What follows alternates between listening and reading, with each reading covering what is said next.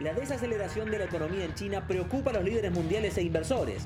El yuan se desploma a su nivel más bajo en 16 años. Los precios al consumidor están cayendo, las exportaciones bajan, la crisis inmobiliaria se profundiza y el desempleo en los jóvenes empeora. ¿Qué medidas debe tomar el país para impulsar su economía y cómo afecta a las inversiones de China en la región? Lo analizamos.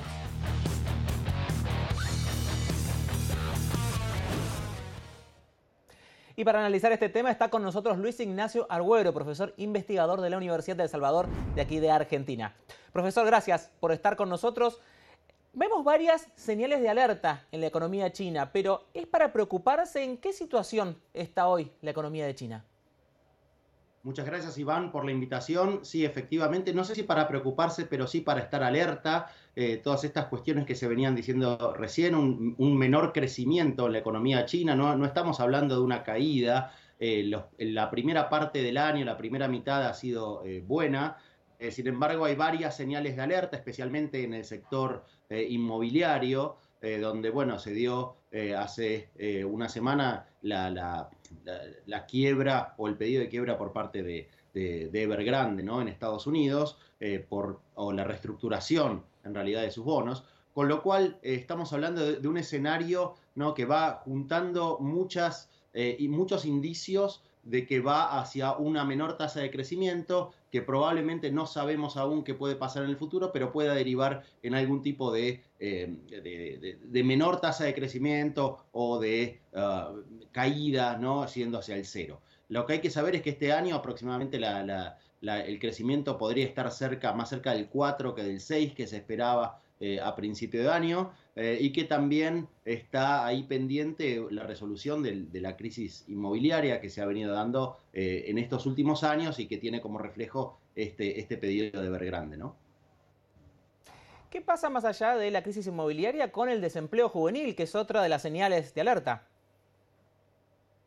Bueno, tenemos que comprenderlo también dentro de un contexto, ¿no? El contexto que se ha venido dando de caída del crecimiento chino, ¿no?, que empezó el siglo creciendo por arriba del 10, luego baja el 9, 8, 7, 6, y actualmente estamos hablando en estos últimos 3 años de un crecimiento mucho menor, pero también de, digamos, un replanteo sobre lo que sería su estrategia de crecimiento, ¿no? Porque estamos hablando de un país que pasó de confiar en su mano de obra barata, ¿no?, en su mano de obra poco calificada, a un país que ha tenido una menor tasa de crecimiento poblacional. El año pasado, de hecho, perdió población y donde ha logrado digamos, aumentar el nivel educativo de su población.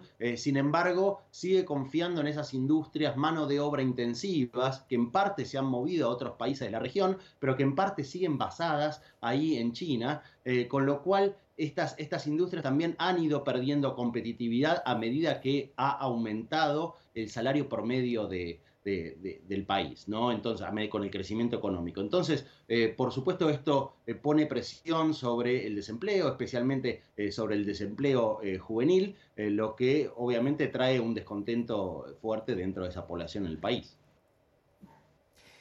¿Cuánto tiene que ver la pandemia con esta situación que enfrenta China, con estas ciertas señales de un cierto estancamiento, un comienzo de estancamiento? ¿En cuánto ha influido la pandemia y la salida justamente de la pandemia en todo esto?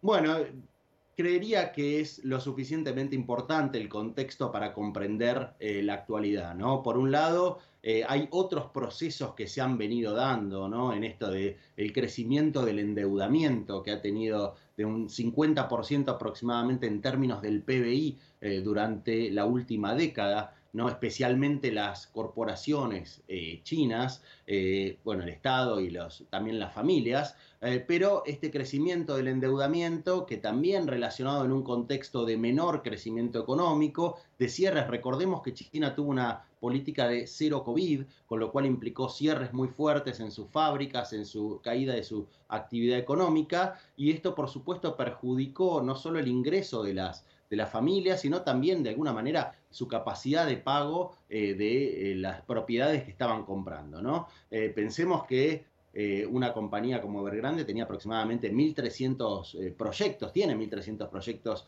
a desarrollarse, y la respuesta china por ahora ha sido, llamémosle, un poco débil, ¿no?, de parte del gobierno. Ha bajado un poco las tasas, pero todavía no se sabe en qué puede derivar esto. Por lo pronto hay que ser precavidos.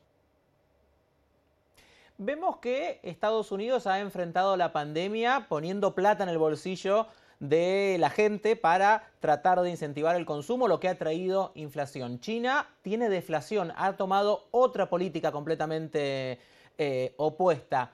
¿Ahora China está pagando las consecuencias de esas decisiones? No pondría todo dentro del sector público chino, ¿no? Del Estado chino, toda la culpa, llamémosle. Pensemos que China hace 4 décadas que viene creciendo a tasas sostenidas, que no ha pasado grandes crisis como sí han pasado nuestras economías occidentales, llamémosle, ¿no? Con lo cual todavía no sabemos cómo va a reaccionar la economía china y la economía global ante una crisis supuesta que podría pasar en China, ¿no? Dentro de este contexto, vale decir que el Banco Central de China es el mayor poseedor de reservas internacionales, con aproximadamente 3,2 billones de dólares en reserva, lo que le da un montón de poder de fuego, llamémosle, si quisiera usar ese tipo de reservas para reiniciar o, no, o calentar un poco la economía.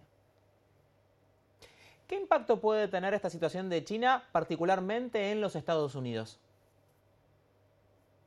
Bueno, tenemos que comprender obviamente que China, primero en los Estados Unidos, pero también en Sudamérica, se ha convertido en el principal socio comercial, ¿no? Que obviamente todas estas cuestiones de un menor crecimiento van a dar pie para o podrían dar pie para una caída en el precio aún mayor de ciertos commodities, ¿no? Como pueden ser la soja, que se exporta desde Argentina, Brasil, Uruguay, Paraguay, los minerales, el petróleo, la energía en conjunto y demás, ¿no? Una menor demanda también habría que ver qué efecto tiene sobre la oferta de bienes y que obviamente traería o podría traer una caída en los precios, y esto pondría más presión para que esos bienes que se producen sean exportados, con lo cual habría que ver qué tipo de resolución o de medida podrían tomar tanto Estados Unidos como los países latinoamericanos para protegerse de esa sobreproducción china que podría inundar los mercados mundiales, ¿no? Y de esta región. Vale decir también que en Latinoamérica, específicamente en Sudamérica, China tiene una creciente exposición desde el punto de vista de las inversiones, y muchas de estas inversiones se dan en la extracción de bienes primarios, y una caída en el precio de los bienes primarios desalentaría ese tipo de inversión. No solo eso, sino que en muchos casos son extraídos esos bienes primarios para luego ser transportados a China y ser utilizados allí por su industria. Con lo cual, digamos, enfrentamos un escenario de incertidumbre que puede afectar bastante a la región. Justamente hablando de la región, también quería preguntarle, China ha ayudado a varios países, entre ellos la Argentina, por ejemplo, con su crédito swap. Este tipo de situaciones, este tipo de financiamiento China, más allá de que usted me dice que China tiene una gran cantidad de reservas, ¿podría verse afectados estas ayudas que China le está dando a la región, tanto como un comprador de bienes como puede ser la soja, en lo que nos mencionaba de la extracción de minerales, pero digo, también ayudando a los bancos centrales de los países? ¿Eso podría verse afectado?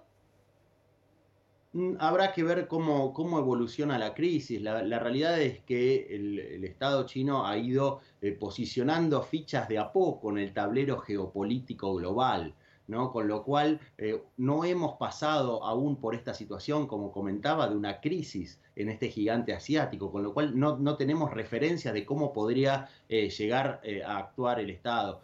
Supondríamos que esta movida de empezar, como decía, a poner fichas en el tablero global, a empezar a posicionar al yuan como moneda internacional, es un tema más estratégico y que no depende del corto plazo de una crisis que pueda suceder. Pero eso está por verse en la realidad si las cosas se desenvuelven para un mal lado, digamos, para China. Bueno, veremos qué es lo que pasa. Entonces habrá que estar atento a las señales de alerta que está enviando la economía china. Le agradecemos al profesor Luis Ignacio Argüero por estar con nosotros aquí en el programa. Gracias, profesor.